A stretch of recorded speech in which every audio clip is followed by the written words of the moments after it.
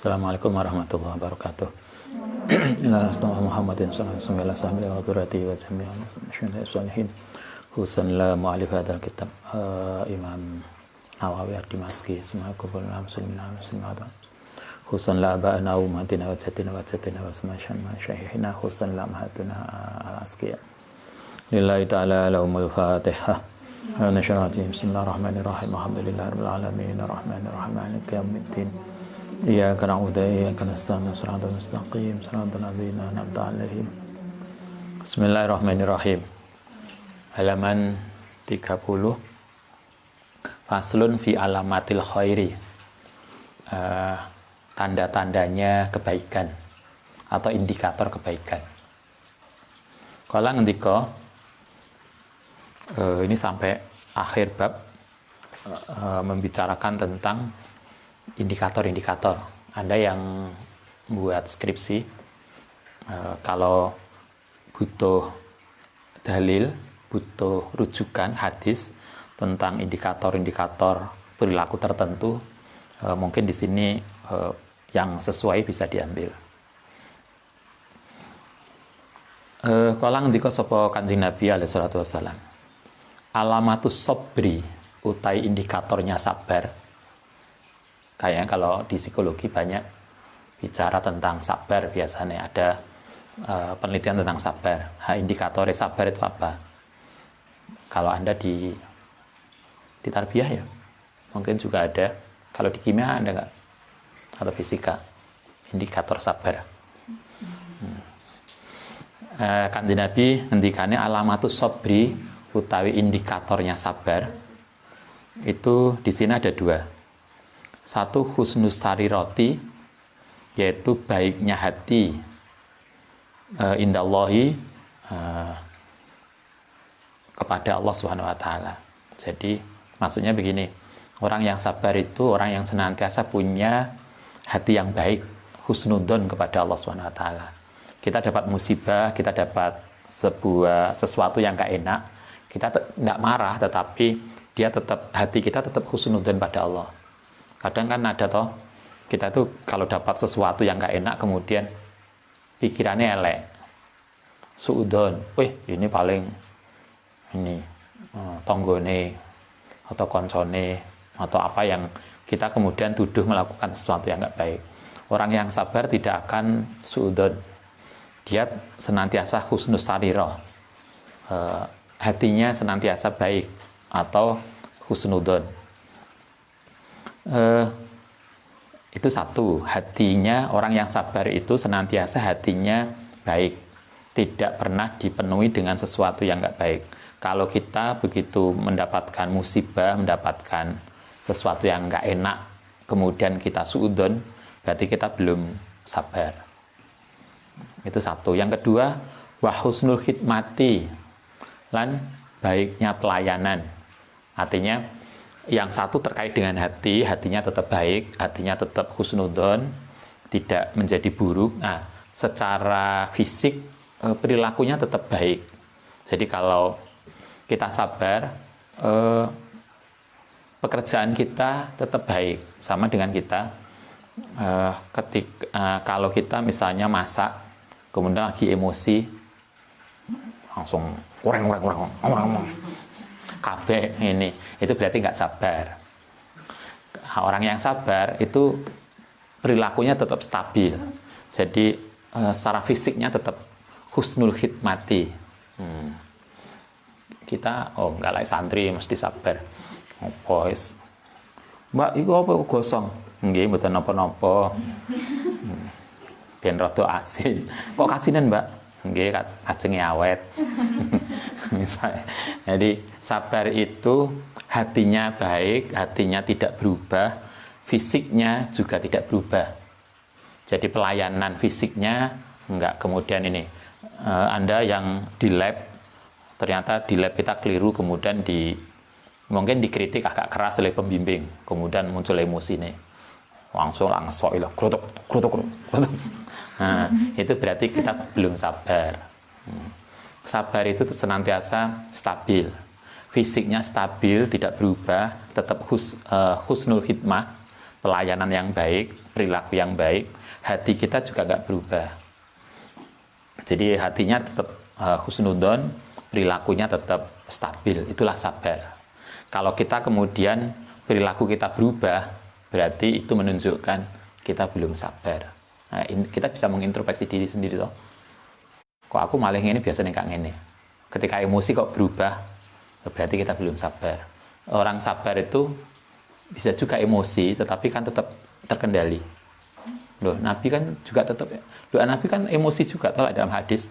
Kadang moro-moro ketika kemarin kan disampaikan beberapa kasus, kemudian Nabi ketika dilapori langsung wajah beliau merah, nggak suka. Tapi kan tetap aja terkendali emosinya. Nggak emosi dikit, piring pecah. Gue sendok nanti gak enek. Ini ruwet langsung cemplung no sampah. Gue bingung pas emosinya sudah stabil. Mana sendok sama ini karena HP. Kan nggak perlu begitu. Itu sinetron.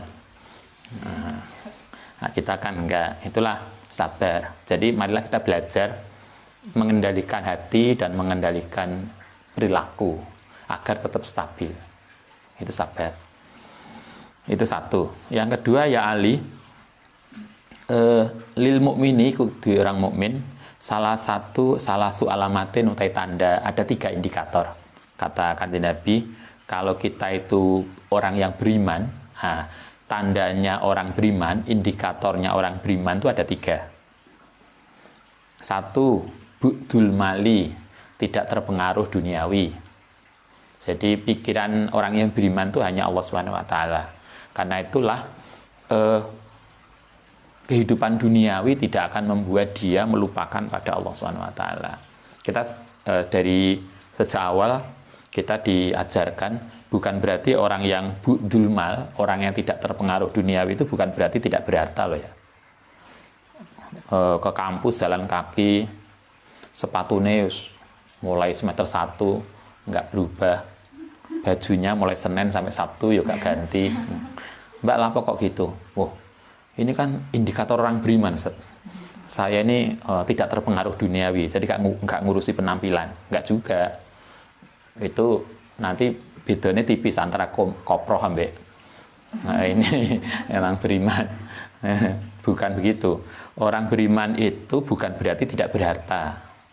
Tetapi harta itu penting, tetapi tidak kemudian membuat hati kita melupakan tujuan hidup kita, yaitu Allah SWT.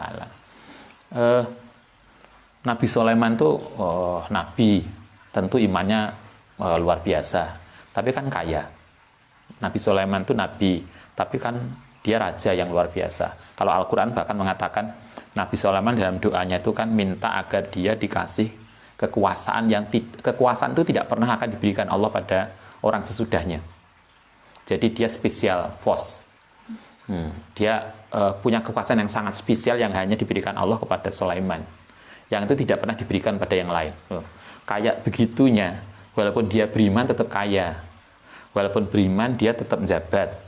Tapi jabatan dan kekayaan tidak membuat kita lupa pada Allah SWT. Itulah maksudnya tidak terpengaruh duniawi. Nah, orang yang beriman, indikator pertama itu.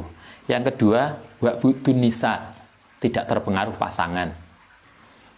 Kalau laki-laki tidak terpengaruh istrinya, dirayu istrinya, masuk mas, itu loh, konten jenengan yang itu kayak anak buah zaman toh. Itu loh, mayus gede, kulkasnya kus, jajar terlalu, misalnya, kita wis bingung. Atau kalau Anda perempuan, kemudian terayu oleh laki-laki.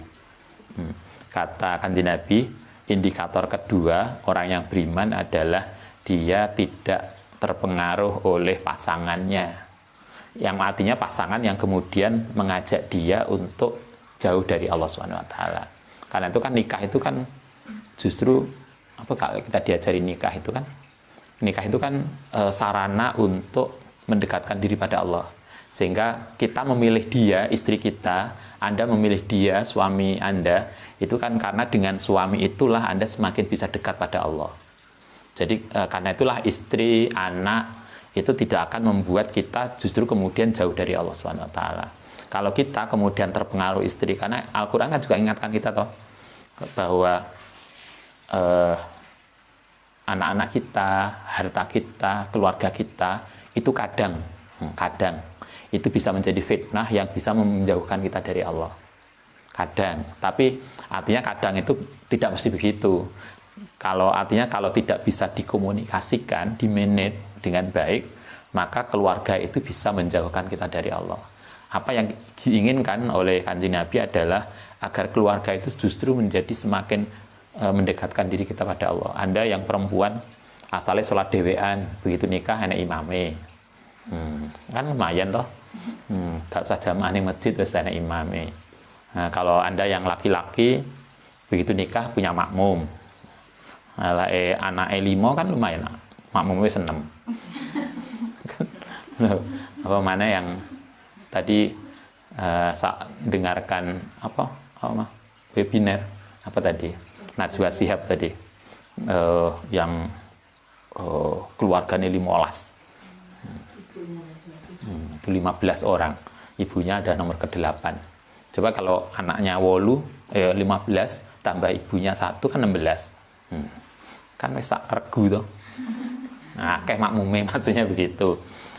Maksudnya adalah nikah itu justru semakin mendekatkan diri kita kepada Allah SWT. Itu tanda orang yang beriman. Satu, tidak pengaruh duniawi. Kedua, tidak terpengaruh pasangan hidupnya atau keluarganya. Yang ketiga, wa'budul kalami, lan tidak akan berbicara fi a'radin nasi untuk tujuan manusia. Artinya orang mukmin itu apapun perilakunya, niat tujuannya adalah Allah Subhanahu wa taala, sehingga dia tidak pernah kemudian melakukan sesuatu tujuannya bukan Allah. Bahkan sampai ngomong pun, kalau Anda ngomong, Anda ngaji, Anda ceramah, maka ceramah itu tujuannya bukan untuk orang, tapi untuk Allah. Kita dakwah tujuannya adalah Allah, bukan orang.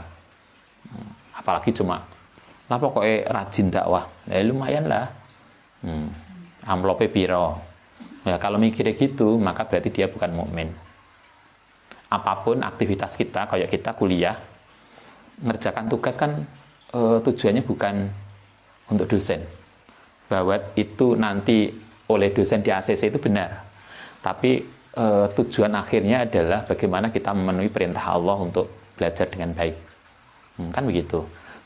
Itu jangan lupa. Jadi kita belajar malam, kita menyelesaikan skripsi, kita menyelesaikan lab, itu jangka pendeknya memang untuk menyelesaikan tugas. Tapi kita jangan berhenti pada jangka pendek, karena ada jangka panjang yang lebih tinggi, yaitu untuk Allah SWT. Nah, orang mukmin itu semua kehidupannya, bahkan sampai ucapannya pun, itu tidak pernah diniatkan untuk selain Allah. Coba, bukan sekedar aktivitas lab dan skripsi, bahkan ngomongnya pun itu niatnya bukan untuk orang, tapi untuk Allah Subhanahu wa taala. Sehingga karena niatnya untuk Allah, maka dia tidak akan ngomong sesuatu yang nggak baik. Gitu kan? Jadi nggak mungkin kemudian orang mukmin itu mencaci, karena Allah nggak mungkin menerima cacian. Orang mukmin nggak mungkin melakukan ucapan update status yang nggak baik. Orang mukmin karena itu juga tidak akan melakukan update status yang nggak perlu. Jadi kita ngomong hanya kalau perlu, kalau nggak perlu ya sudah diam aja. Lebih baik tidur. Kayaknya turu anak dasare. Semakin semangat tidur.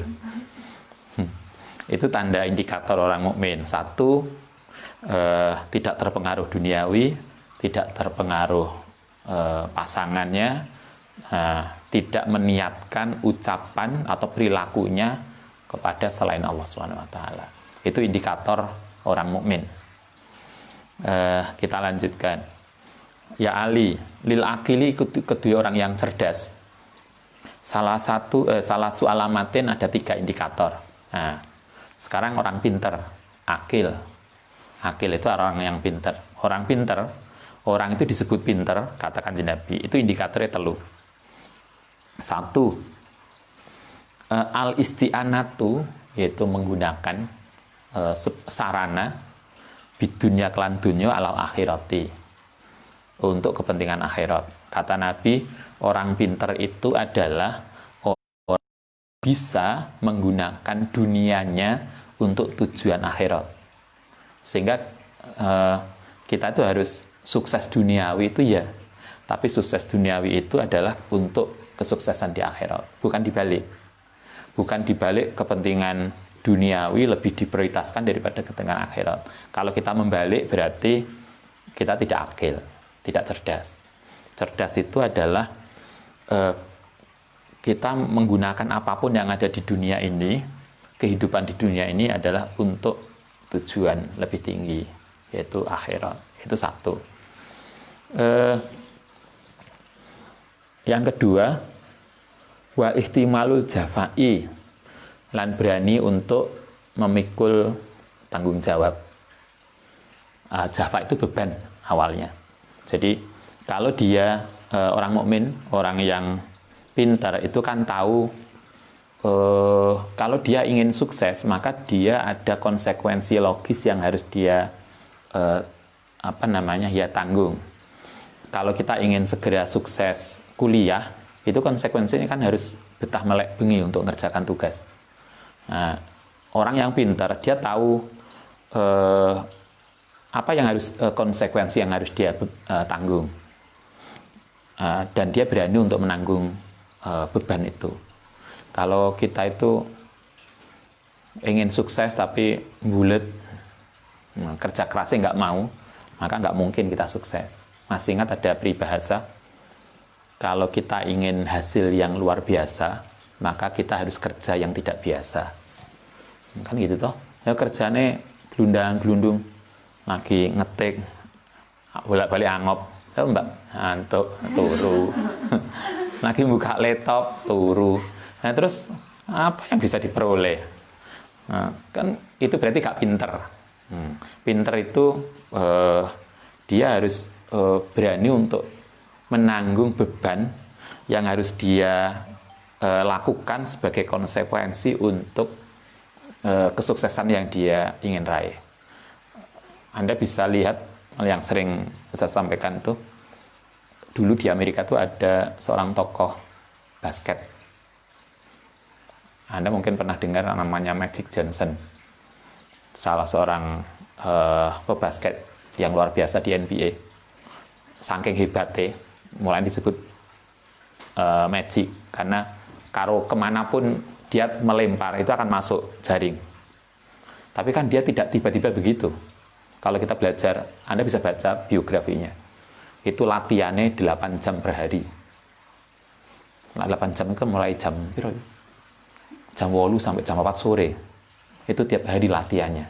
Nah, kita lagi ngongkek ngene tok wis kesel leren. Neng lab lagi ngelebus. Molat. Garap skripsi lagi buka laptop wis sing sibuk golek kopi, tak jembung kopi entek yo ngantuk. Terus gimana, Cok? Nah, yo padahal wis sangu kopi ku sak gelas gede. Tapi nggak bertahan lama juga. Coba Anda bayangkan, orang-orang luar itu mereka sukses bukan tanpa kerja keras. Itulah kita baca biografinya, itu latihan basketnya loh tiap 8 jam per hari. Artinya mereka memang full. Jadi artinya prestasi yang dia dapat itu bukan kemudian tiba-tiba dapat, tapi memang dia kerja keras. Kalau kita belajar orang-orang sukses di Islam kan juga gitu toh. Anda mungkin kalau yang di UIN kenal namanya Ibnu Rus toh, karena menjadi nama mabna. Salah satu mabna nih ma'had pondok kan ada namanya Ibnu Rus. Ibnu Rus itu mewariskan, beliau umurnya berapa ya? 50 atau 60-an, nggak lama, nggak banyak. Tapi bukunya itu 100 atau 214 ingat saya. Gak iso mikir, ya apa ya wong umurnya segitu iso menulis ratusan buku. Tapi Anda bisa baca kenapa beliau itu luar biasa itu. menurut pengakuan beliau dalam salah satu biografinya, beliau mengatakan gini, sejak dewasa itu artinya sejak mulai dia balik, dia tidak pernah melewatkan semalam pun untuk tidak membaca atau menulis. Dia mengatakan gini, seumur hidupnya malam itu hanya 2 malam beliau itu tidak membaca atau menulis. Pertama adalah malam ketika ayahnya meninggal. Dia kemudian melewatkan waktu malamnya tidak membaca dan menulis. Yang kedua adalah malam pertama ketika dia menikah. Ya maklum lah. Malam pertama dia nikah terus gak moco buku. Nah, kita itu kan kena dihitung. Beliau seumur hidupnya itu hanya 2 malam nggak nyekel buku. Nah, kita kan nyekel bukunya kena dihitung. Wis mulai beberapa hari pangkling sampai mau garap skripsi ku bukunya sampai neng pojokan itu kena. Ini gak karo-karuan. Ya alhamdulillah wis ditoto neng pojokan. Tapi wis berbulan-bulan nggak pernah sentuh. Terus apa? Nah, orang yang pintar, kata Kanjeng Nabi, adalah orang yang kemudian berani mengambil resiko, menanggung beban untuk tujuan yang baik yang dia ingin capai. Nah, kalau kita tidak mau ngambil beban itu, yo nggak akan sukses. Yang ketiga, wasobru, dan sabar ala sadaid ing atase musibah. Hampir mirip. Ketika dapat musibah, dapat sesuatu yang nggak enak, dia sabar. Sabar itu artinya kayak neng dhuwur tadi. Dia tetap hatinya baik, perilakunya tetap stabil. Nggak begitu kita nggak laporan penelitian, nggak laporan lab, nggak laporan skripsi, nggak laporan tesis, disertasi. Begitu oleh dosen pembimbing dicoreti, ini nggak ada analisisnya, ini kurang data, akhirnya kita emosi, alasnya ini, plek, langsung ditutup, terus disimpan. Nah, itu berarti gak sabar. Anda pernah? Enggak lah, santri nggak pernah. Begitu dikritik dosen pembimbing sampai ampun-ampun, terus ceritanya kayak tulisan Anda ini tulisan Anda atau bukan? Terus macam-macam langsung. Mulai menang langsung ditutup turu. Terus dibuka 3 bulan lagi. Nah, kalau itu yang Anda lakukan berarti Anda belum sabar. Orang yang pintar itu salah satu indikatornya adalah sabar. Kalau itu berarti belum sabar. Kalau belum sabar berarti belum pintar. Nah, kayaknya kita perlu belajar banyak tentang sabar. Kan banyak tuh kasus di S3 itu ada kasus sudah ujian tertutup, coba tinggal terbuka. Kayak saiki gak mari, angkatan klasik. Angkatan klasik diteleponi, Ustaz itu sudah berusaha nelpon pembimbingnya macam-macam, yang bersangkutan akhirnya gimana ini, tinggal terbuka aja. Ini aja Ustaz, ngapunten saya ngomong putu aja deh. Karena dia sudah punya putu, sudah punya cucu. Kenapa? Karena ketika ujian tertutup ternyata banyak kritikan, banyak revisi yang harus dia lakukan, dan dia sudah rasanya sudah timbang revisi laren mau coba buku maneh, laren wis ketoke enak ngomong putu. Ya, ini contoh bagaimana kadang kita itu kemudian tidak sabar ketika dikritik, tidak sabar ketika banyak catatan. Nah, kalau itu kan artinya ketika ada perubahan sikap, perubahan perasaan, apalagi kemudian suudon, ada kasus juga dia lama nggak maju-maju untuk proses berikutnya, kemudian cerita ngeritik pembimbingnya, pembimbing saya Ustaz yang bermasalah sebetulnya. Bahasa pembimbing dikonfirmasi, loh boten Ustaz, kami loh nggak dia nggak pernah merubah catatan dari penguji. Yang dikritik pembimbing, setelah pembimbing konfirmasi selesai, ngeritik krono maneh liyane, ngeritik pengujinya, penguji saya gak bermutu Ustaz. Enek ngono kuwi. Loh, artinya ketika kita mengkritik suudon, perilaku kita menjadi suudon, itu artinya kita tidak sabar. Ketika kita tidak sabar, berarti itu salah satu indikator lebih lanjut bahwa kita bukan orang yang pintar. Kata Nabi, tanda orang pintar itu 3. Satu, menggunakan kehidupan duniawinya untuk kepentingan akhiratnya. Kedua, dia berani mengambil risiko atas apapun demi kebaikan masa depannya. Dan yang ketiga, dia sabar atas apapun yang harus dihadapi. Yang ketiga, walil alimi, seterusnya hadis ini, lan iku kedhi orang alim, tadi orang pinter, akil, orang yang cerdas, sekarang orang alim. Salah satu alamatin, utai tidak ada 3 indikator. Kata Nabi, orang pinter indikatornya telu, orang alim indikatornya juga 3. Satu, sidkul kalami, yaitu ucapannya benar. Jadi kalau ada orang kok kemudian ucapannya itu bohong, berarti dia bukan alim. Enek sarjana, enek doktor, ada siapapun yang kemudian ucapannya itu tidak jujur, ucapannya tidak benar. Enek toh orang-orang yang kemudian gawe proyek, lah biasanya pilkada, enek survei. Apa istilahnya? Survei ya. Nah, menjelang pilkada kan ada toh survei yang nanti prediksi yang akan jadi. Kadang muncul survei-survei itu bukan karena kebenaran di lapangan, tapi kan kadang ada tuh yang survei yang memenuhi permintaan siapa yang bayar. Surveinya si A itu akan didukung oleh 67% warga. Geledek pas pemilihan beneran dia hanya 2%.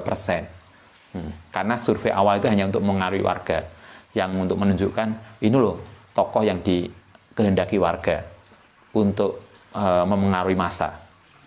Jadi dia akan membuat survei hasilnya sesuai dengan pesanannya. Nah, katakan Nabi, kalau kita akademisi, maksudnya akademisi, sarjana, kemudian omongannya nggak jujur, hasil penelitiannya nggak jujur, maka berarti dia bukan sarjana. Kalau Anda membuat skripsi, itu penelitian Anda jujur apa enggak? Asal kadang kan muncul, Ustadz, ini kalau aslinya tuh ini, tapi kalau ini nggak kode teorinya, Ustadz. Akhirnya itu udah sesuai. Mulanya kalau saya bimbing nggak sesuai dengan teori, nggak popo, nggak harus sesuai. Karena kita ingin yang kita pentingkan adalah bagaimana mahasiswa itu tahu nelitinya, bener datanya. Nah, karena kalau harus dipaksakan dengan sesuai dengan teori belum tentu toh. Nanti yang terjadi kemudian merubah data. Nah, itu yang nggak benar. Nah, Nabi mengatakan salah satu indikator sarjana itu sidkul kalami, omongannya benar, bukan bohong, bukan karena bayar. Apa kalau bahasa kita? Berkata sesuai dengan yang bayar. Nah, itu nggak benar. Yang itu satu indikator orang alim, omongannya benar. Wastinabul haromi, yang kedua menjauhi haram. Orang alim itu harus menjauhi haram. Kalau ada orang walaupun dia sarjana, dia akademisi, kalau dia melakukan korupsi berarti dia bukan alim. Karena korupsi tentu tidak benar. Jadi omongannya benar, perilakunya menjauhi perkara yang haram. Nah, yang ketiga, kata Nabi, wattawadu'u, dan sopan, rendah hati. Orang alim itu harus rendah hati. Anak orang alim kok sombong, ya berarti dia bukan alim. Karena mestinya semakin tinggi ilmu seseorang, itu semakin menunjukkan kerendah hatian dia. Karena itulah kita paham ketika Imam Syafi'i mengatakan, semakin saya belajar, saya semakin menyadari bahwa banyak hal yang belum aku ketahui. Akhirnya kan kita menjadi lebih santun karena kita sadar bahwa banyak hal yang kita belum ketahui. Sehingga kita tidak mudah menyalahkan orang. Karena kita akan khawatir, kayak nanti itu yang dia lakukan adalah bagian dari sesuatu yang belum kita pelajari. Ya, contohnya pada yang sering kita lihat, orang itu ketika di dalam bela diri biasanya, orang yang sudah ahli, bahasa kita apa? Pendekar, biasanya kan justru menutupi dirinya dan santun. Sing biasanya bolak-balik metu juruse. Itu kan yang baru latihan 1-2 minggu. Koyoke wis donya iku wis di bawah kendali dia. Kayaknya dia tuh bisa mengatasi segala sesuatu. Nah, kata Nabi, orang alim itu indikatornya 3. 1, omongannya jujur. 2, perilakunya senantiasa menjauhi sesuatu yang haram. Dan yang ketiga, senantiasa berperilaku sopan. Jadi etis. Walitaki lan kedhi orang yang takwa. Nah, sekarang takwa. Ini hadis ini isinya 3. 1, tanda orang pinter. 2, tanda orang alim. Dan yang ketiga, tanda orang yang bertakwa. Walitaki salasu alamatin, utai ada 3 indikator juga. Orang yang bertakwa itu indikatornya 1, yataki menjaga diri, al-kadiba ing dusta, wal hubsa lan bicara yang kotor. Ini bisa jadi indikator kita. Kalau kita ngaku takwa, tapi omongan kita jorok, ya kayaknya perlu dicek ulang lah klaim takwa kita. Kita ngaku takwa kok sering dusta, berarti harus dilihat. Berarti kita belum bertakwa. Takwa itu menjauhi dusta dan menjauhi khubsu, perilaku yang jorok. Yang ketiga, wajalisa syari, menjauhi kumpulan yang buruk. Jadi orang yang takwa itu mesti milih kelompok, karena pertemanan itu sering berdampak untuk saling berpengaruh. Banyak toh kasus asalnya santri dari rumah baik-baik, begitu masuk kota Malang karena kumpulannya nggak karu-karuan akhirnya hilang. Dulu kalau ada kasus ada seorang yang rajin sholat sunnah, tapi kemudian begitu masuk kota hilang. Dulu ada di kampus tuh bimbingannya Ustadz, akademinya bimbingan saya. Dia datang ke sini itu dia sudah hafal 20 juz. Begitu mulai selesai dilalai, kemudian nggak terwisuda. DO dia nggak terwisuda, sampai DO. Begitu dia keluar nikah, suatu ketika setelah nikah punya anak pertama, lahir anak pertama itu kesini silaturahmi ke rumah, ya apa hafalan Quranmu? Tidak tahu Ustaz, kayaknya kurang dari 5 juz sudah sekarang. Karena pergaulan kesehariannya. Karena teman, pergaulan itu sering berpengaruh kepada kita, maka orang yang bertakwa akan menjaga pergaulannya. Enggak kepada semua orang, tapi dia akan milih teman yang benar-benar bisa mensupport kehidupan dia. Kecuali kalau Anda, ya boleh sebetulnya bergaul dengan semua hal, kalau memang niatnya Anda ingin merubah itu. Jadi kalau misalnya kita punya misi, saya ingin bergaul dengan orang-orang yang turuan, agar dia tidak tidur, ya boleh. Tapi kalau bergaul pada yang suka turu tapi malah disi turu, nah, itu yang nggak benar. Ini kalau santri nggak ono sing turu, kecuali 1, 2, 3 koncone sing akeh. Nah, kan ada toh kayak kalau Allah yarham, misalnya dulu Gusmi yang sering ke diskotik, sering ke tempat-tempat yang dianggap nggak baik, tapi tujuannya adalah untuk dakwah, untuk merubah mereka. Kayak dulu kalau Gus Dur sering ke artis-artis. Kalau di sini dulu ada salah seorang tokoh, sekarang wafat, yang sering diundang ke artis. Itu boleh karena niatnya dakwah. Kata Gus Dur ketika dikritik, ini kok kiai kok sering ke macam-macam yang dianggap nggak bagus, lingkungan nggak bagus, jawabannya Gus Dur mudah, dan itu saya kira kita bisa paham. Gus Dur mengatakan, kalau kita tidak dekat pada mereka, kalau kita tidak memasuk pada dunia mereka, terus siapa yang dakwai pada mereka? Kalau niatnya begitu, boleh. Tapi justru kita yang masuk ke situ, nah itu yang nggak boleh.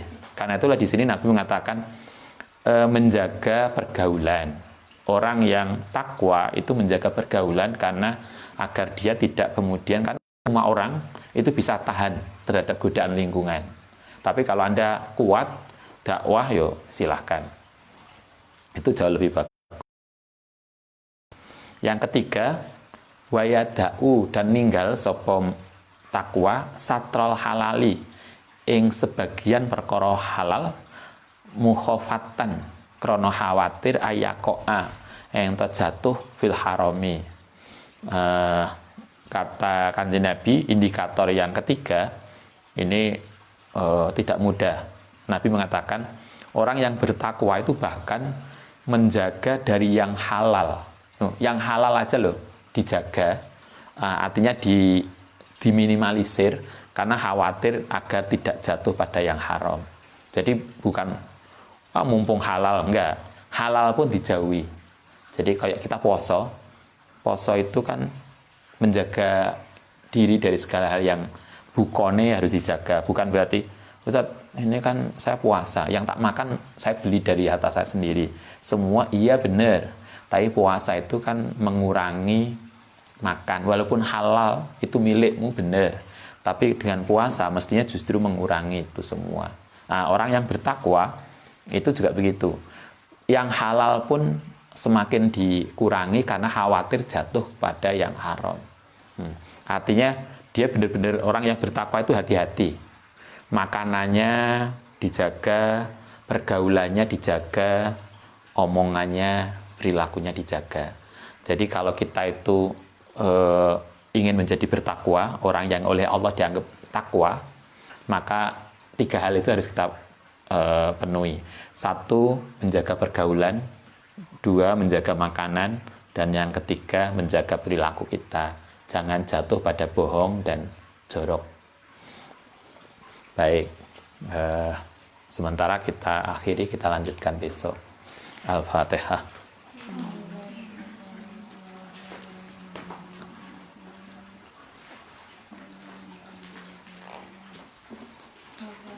Rabbana wafa'na bima lamtana wa alimna nabi fa'una bi'alihna wa faqih ahlana wa qarabati. Rabbana wafa'na bima lamtana wa bi'alimna wa faqih ahlana wa qarabati.